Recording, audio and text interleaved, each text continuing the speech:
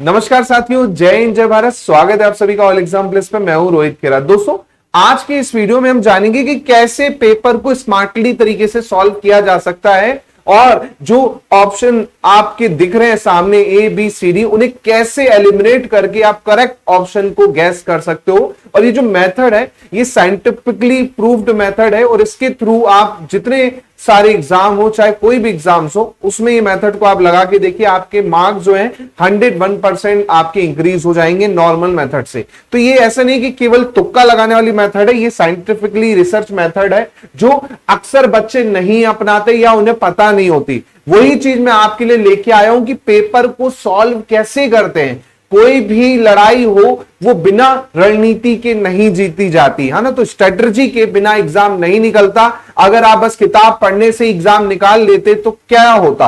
आपको करना है एक पर्टिकुलर रणनीति को तय कि आपको किस तरीके से चीजें करनी है। एग्जाम स्टार्ट जैसे होता है ना, तो आपको दिमाग में एक प्रॉपर प्लानिंग होनी चाहिए कि मुझे क्वेश्चन कैसे अटेम्प्ट करना है।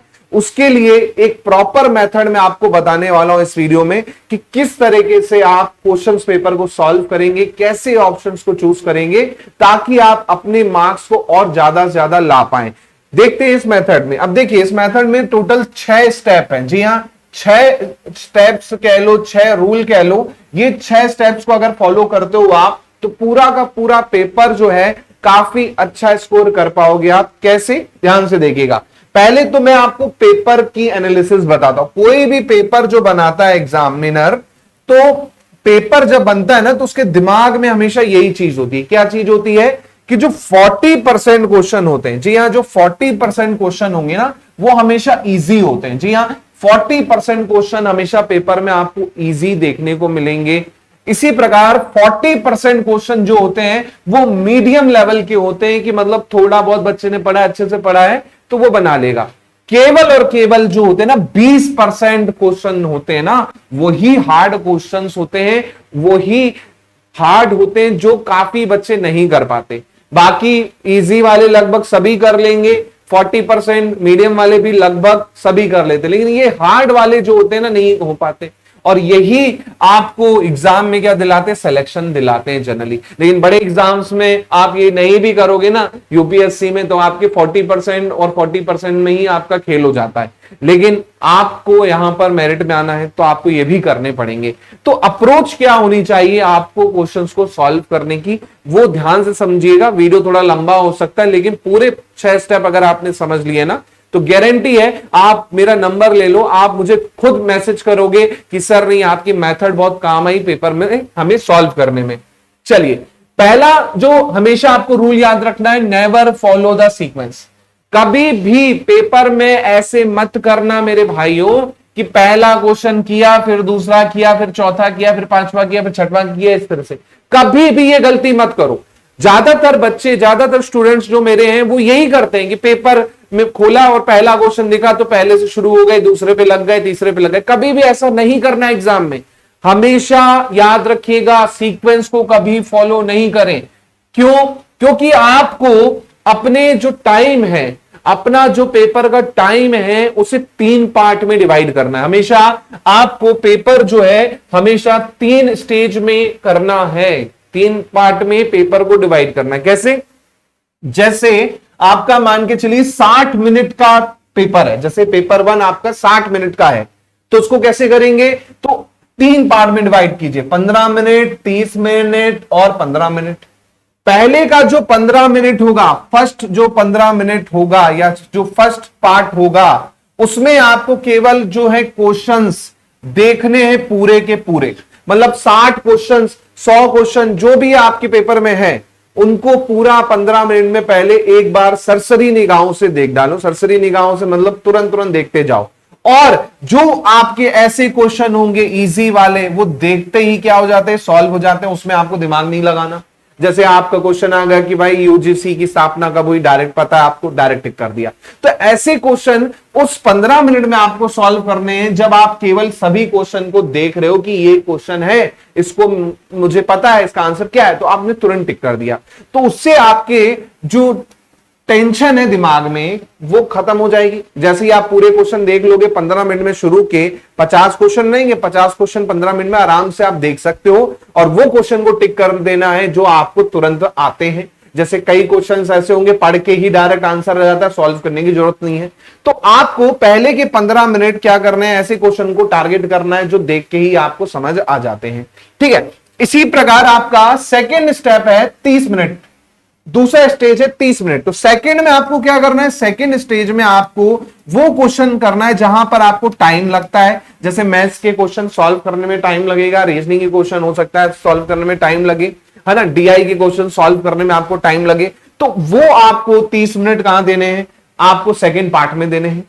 बचता है अंतिम 15 मिनट। तो ये अंतिम 15 मिनट उन क्वेश्चन के लिए छोड़ देना है जो आपको बिल्कुल नहीं बनते, बिल्कुल उनका आंसर नहीं पता, आपको समझ नहीं आ रहा है, लंबे हैं, कैलकुलेशन ज्यादा है, तो आखिरी के 15 मिनट करना है। तो कोई भी पेपर होगा, पेपर 2 भी होगा तो 120 मिनट का होगा, तो शुरू के 30 मिनट केवल आपको पूरा पेपर देखना है और जो क्वेश्चन इजी वाले हैं देखते ही बन रहे हैं उसे टिक कर देना है। फिर 60 मिनट वो क्वेश्चन जिसमें आपको थोड़ा सा टाइम लग रहा है वो, और लास्ट के 30 मिनट में वो क्वेश्चन जो आपको बिल्कुल नहीं बनते, जहां पर आप तुक्का ही लगाओगे, वो आपको करने हैं। तो ये अगर चीजें कर लेते हो आप तो 101% आपका पहले बात तो माइंड क्या हो जाएगा, एकदम फ्री हो जाएगा, मोटिवेशन आ जाएगा, क्योंकि हमने पहले जो क्वेश्चन आ रहे थे तुरंत तुरंत बन गए तो अंदर से मोटिवेट हो जाते हो। लेकिन आप यही सीक्वेंस में अगर बनाते हो और बीच में एक टफ क्वेश्चन में फंस गए तो आप क्या हो जाते हो, डीमोटिवेट हो जाते हो, साथ में आपका टाइम भी बर्बाद हो जाता था।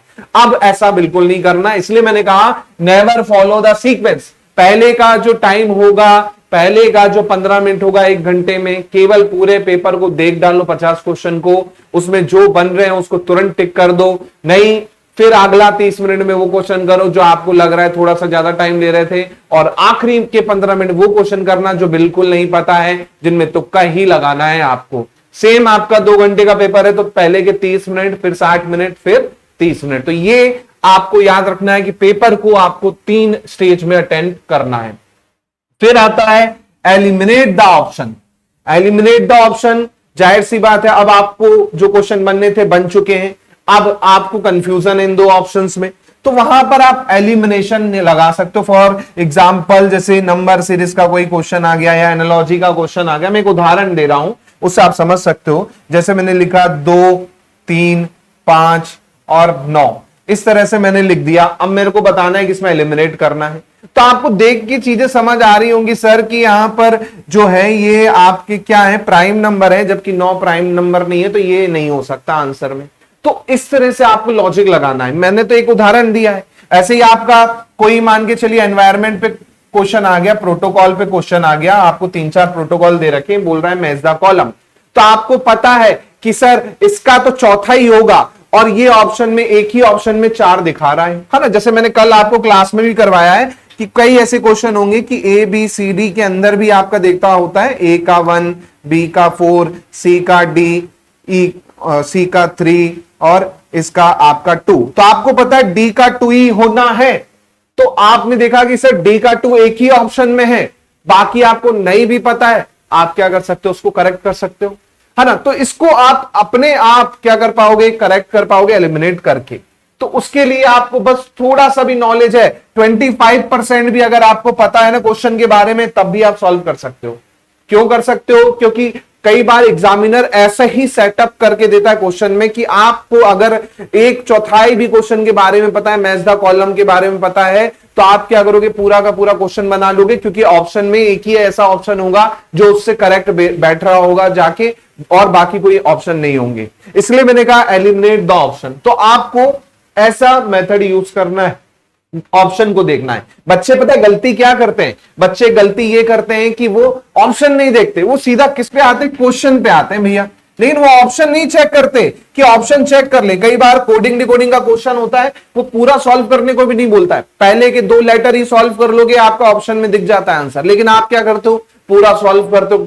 ऐसा नहीं करना है, ऑप्शन देखो भाई, ऑप्शन में क्या है, मैच ऑप्शन में है क्या। आपको कोई स्टेटमेंट बेस्ड क्वेश्चन आ गया कि भाई इनमें से कौन कौन से स्टेटमेंट सही हैं, 1 2 3 4 इस तरह से 4 स्टेटमेंट दे दिए, आपको पता है पहला वाला तो सही है, फिर आप ऑप्शन देख लो कि पहला वाला किस किस में, पहला वाला 2 ही ऑप्शन में था, 2 ऑप्शन अपने आप क्या हो जाएंगे, आपके कट जाएंगे। तो ये होता है कि आधा नॉलेज भी है लेकिन आपने उसको क्या किया, एलिमिनेट किया। तो सेकंड जो स्टेप थी वो आपकी क्या थी, अटेम्प्ट इन पेपर 3 स्टेज। उसके बाद थर्ड स्टेज आती है एलिमिनेशन वाली, जहां पर वो क्वेश्चन सॉल्व करने हैं जिन पे आपको डाउट है, 50% नॉलेज है, 25% नॉलेज है। वो आप ऑप्शन को चेक कीजिए, ऑप्शन में लग रहा है कि हाँ ये तो हो ही नहीं सकता, उसको एलिमिनेट कीजिए, बाकी में आप चीजें कीजिए। अब आता है फोर्थ स्टेप, ABCD। अब देखिए 4 ऑप्शन होते हैं, तो जनरली आप देखेंगे ए ऑप्शन बहुत कम होता है, क्योंकि मेंटेलिटी ये होती है कि भाई पहला होगा तो आंसर होगा, ऐसा नहीं होता है। एग्जामिनर इतना बेवकूफ नहीं है। साइंटिफिक रिसर्च अगर देखेंगे तो रिसर्च में आप देखते हैं ज्यादातर ऑप्शन जो होते हैं ना, बी और सी ही होते हैं। कोई भी आप ऑफलाइन एग्जाम की बात कर रहा हूं मैं, वहां पर आप देखोगे ज्यादातर ऑप्शन जो रहते हैं ना आंसर, वो बी और सी में से ही निकलते हैं। ये मैं नहीं कहता, ये रिसर्च कहती है, ये एग्जामिनर की भी थिंकिंग होती है कि वो इस तरह से पेपर सेट करता है। तो बी और सी अगर आप देख रहे हो, तुक्का भी लगाना है ना, तो एलिमिनेट कर दिया, मान के चलिए आपने डी एलिमिनेट कर दिया, ए आपको लग रहा होगा नहीं, बी और सी में से आप लगा दो।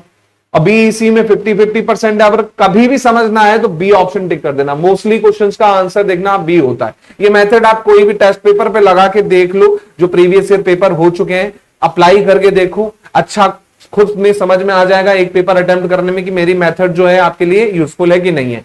इसके बाद आता है आपका 4 ऑप्शन वाले जो आते हैं, ऑल दी अबव आ जाता है एक ऑप्शन, ऑल दी अबव।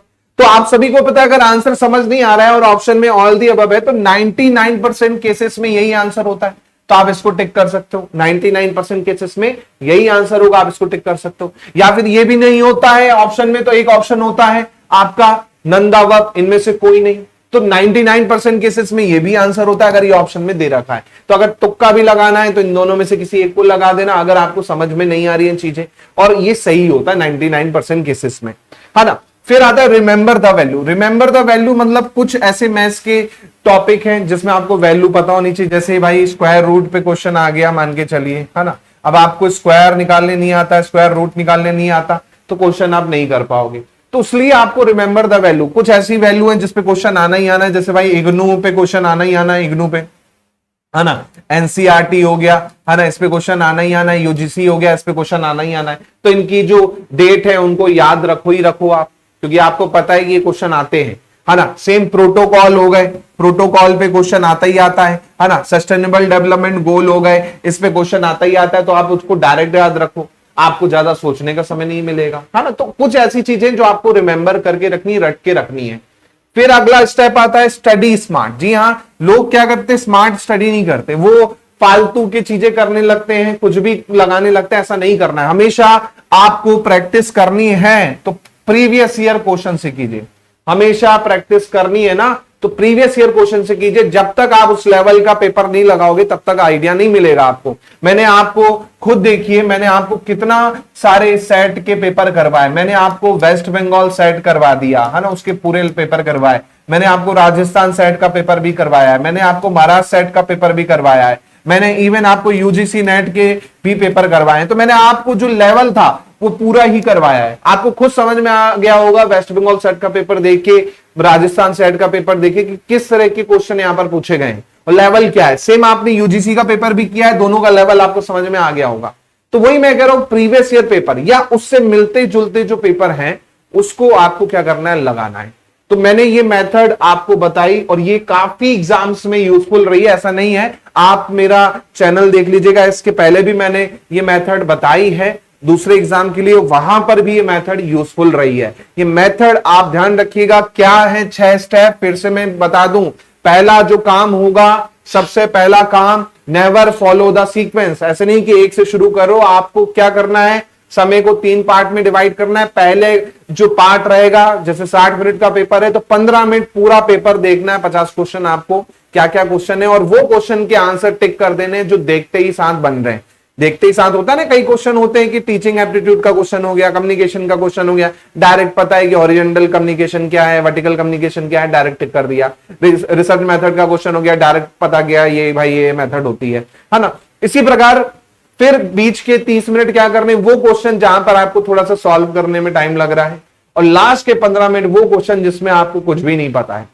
तो उससे क्या होगा, एक तो आपका माइंड फ्री हो जाएगा, मोटिवेशन आ जाएगा, फंसोगे नहीं तो मोटिवेट रहोगे। जहां पर आप फंस गए किसी क्वेश्चन में तो वहां डिमोटिवेट हो जाते हो, साथ में टाइम भी बर्बाद होता है। तो उन चीजों को हमेशा क्या करना है, लास्ट में करना है। ये यूनिवर्सिटी एग्जाम नहीं है कि आप उस क्वेश्चन को बनाओगे तभी आगे बढ़ोगे। यहां पर आपको क्या करना है, हमें जहां से मार्क्स मिल जाए पहले वहां पे आपको सॉल्व करना है। इसलिए वो क्वेश्चन आखिरी के 15 मिनट में, मतलब लास्ट स्टेज में करने हैं।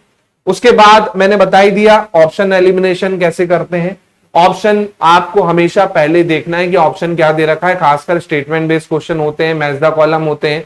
तो एक क्वेश्चन भी अगर आपको समझ आ रहा है ना कि यार ये तो इसका है, स्वयं जो है ये इसका है, तो आप क्या करोगे, तुरंत मैच द कॉलम करके चीजें कर सकते हो। एक ही ऑप्शन आपने देखा कि एक ही ऑप्शन उससे मिलता जुलता है, बाकी तो हो ही नहीं सकते, तो आपके बाकी एलिमिनेट हो जाएंगे और आपका आंसर हो जाएगा। इसी प्रकार फोर्थ स्टेप होती है एबीसीडी। तुक्का भी लगाना है तो ए और डी बहुत रेयर ही होते हैं, बी और सी सबसे ज्यादा होते हैं, और बी और सी में भी आप देखोगे बी के चांसेस सबसे ज्यादा होते हैं। आप लगा के देख लीजिएगा कोई भी प्रीवियस पेपर, खुद आपको समझ में आ जाएगा कि इसमें ये क्या चीजें हैं, है ना। रिमेंबर द वैल्यू, मतलब जो इंपॉर्टेंट चीजें हैं जिनको लगता है कि क्वेश्चन आना ही आना है, उन चीजों को एकदम रटे रखो। मैथ्स में कुछ फॉर्मूले हो गए, है ना, या फिर आपका स्क्वायर रूट, क्यूब रूट हो गए, ये आप हमेशा याद रखोगे तो बहुत ईजी रहेगा। और स्टडी स्मार्ट, जहां पर आपको प्रैक्टिस करना है केवल पीवाईक्यू, पिछले साल के जो भी प्रश्न है, चाहे यूजीसी नेट के 10 साल के प्रश्न हो, चाहे आपके सेट के पेपर के हो, सभी को आपको लगा देना है और बहुत अच्छे से क्या करना है, आपको चीजें करनी है। और ये चीजों को आप ध्यान रखोगे 101% मैं कह सकता हूं दावे के साथ में, आपके जैसे अभी कम नंबर आ रहे थे और ये मेथड आप अप्लाई करते हो अपने एग्जाम में तो आपके नंबर जो हैं अपने आप बढ़ जाएंगे। आप इसे डायरेक्ट एग्जाम में अप्लाई करना चाहो डायरेक्ट कर सकते हो, उसके पहले आप कोई भी एक प्रीवियस ईयर क्वेश्चन पेपर लो और वैसे ही 3 घंटे लेके बैठो और ये मेथड लगा के बैठो, आपको खुद इंप्रूवमेंट नजर आ जाएगी आपके रिजल्ट में। खुद मैच करके बताना और मैच करके मुझे आप व्हाट्सअप कर देना इस नंबर पे कि हाँ सर आपकी जो मेथड है बहुत यूजफुल है ना, और मुझे बताना और फीडबैक जरूर देना कि हाँ सर मेरा बिल्कुल इंप्रूवमेंट दिखा है। अभी आपके एग्जाम को 12-13 दिन बचे हैं, 12-13-14 दिन में आप अच्छे से जितने पीवाईक्यू है सब में यही मेथड लगा के देखिए और नॉर्मल जो आप सॉल्व करते हो वो भी करके देखिए और दोनों में फर्क देखिएगा कि आपके मार्क्स बढ़ रहे हैं बिल्कुल 100%। तो ये मेथड आप कर लोगे ना, गारंटी आपके मार्क्स बढ़ जाएंगे। तो जाइए और अभी जाके प्रीवियस ईयर क्वेश्चन को सॉल्व कीजिए और मेथड लगाइए और बताइए कितने मार्क्स आपके बढ़े नॉर्मल मेथड से और इस मेथड से। ये वीडियो दोस्तों यहीं तक, होपफुली आपको समझ आ गए होंगे 6 के 6 स्टेप। कोई डाउट लगे तो मेरा व्हाट्सएप नंबर है, आप मुझे व्हाट्सएप करके पूछ सकते हैं। मिलता हूं अगले वीडियो से और वीडियो को शेयर कीजिएगा अपने उन साथियों से जो कर रहे हैं एमपी सेट की तैयारी और अच्छे मार्क्स लाना चाहते तो वीडियो जरूर देखिएगा। जय हिंद, जय भारत। और साथ में आप लोग हमें सपोर्ट करना चाहते हैं तो ज्वाइन बटन आपको दिख रहा होगा यूट्यूब पे, आप मेंबर भी बन सकते हैं हमारे यूट्यूब के और हमें सपोर्ट कर सकते हैं ताकि हम आपको और अच्छी से अच्छी चीजें प्रोवाइड कर सकें। तो प्लीज ज्वाइन भी कर सकते हैं यूट्यूब बटन से आप ज्वाइन वाला क्लिक करके। तो मिलता हूं मैं आपसे जल्दी। जय हिंद, जय भारत, थैंक यू।